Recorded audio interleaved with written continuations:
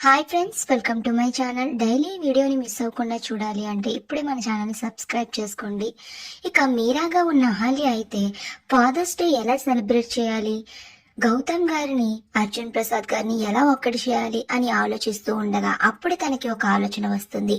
వెంటనే భానుమతి దగ్గరికి వెళ్ళి, ఏవండి, మీరైనా అర్జున్ ప్రసాద్ గారిని ఒప్పించి ఈ ఫాదర్స్ డే సెలబ్రేషన్స్ చేయొచ్చు కదండి, మీరు చెప్తే మీ కొడుకు వింటారు కదా అని అయితే అడుగుతూ ఉంటుంది మీరా. ఇక అప్పుడు భానుమతి, ఎందుకు చేయకూడదు, చేయొచ్చు, పైగా నేను చెప్తే నా కొడుకు నా మాట ఖచ్చితంగా వింటాడు. కానీ నేను అలా ఆ సెలబ్రేషన్స్ చేయాలి అంటే నువ్వు నాకు ఒక మాట ఇవ్వాలి, నా కోరిక నెరవేర్చాలి. అలా చేస్తానని నాకు మాటిస్తే నేను ఈ సెలబ్రేషన్స్ జరిగేలా చేస్తాను అని భానుమతి అంటుంది.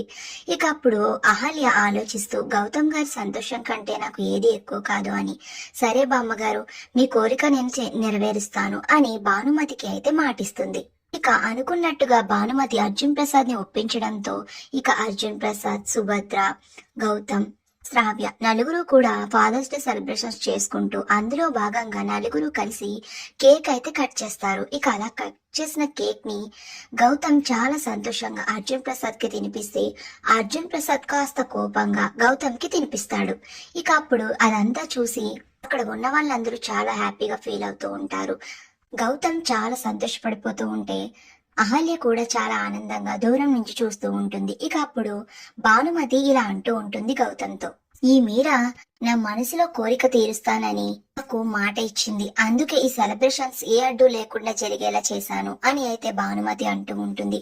ఏంటి ఆ కోరిక, నేను తీరుస్తాను, చెప్పవే ముసలి అని అయితే గౌతమ్ అంటాడు.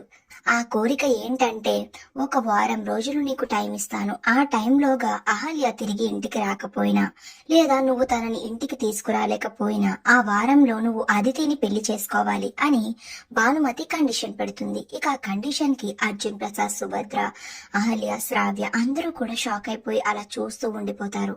మరి ఇప్పుడు ఏం జరుగుతుంది?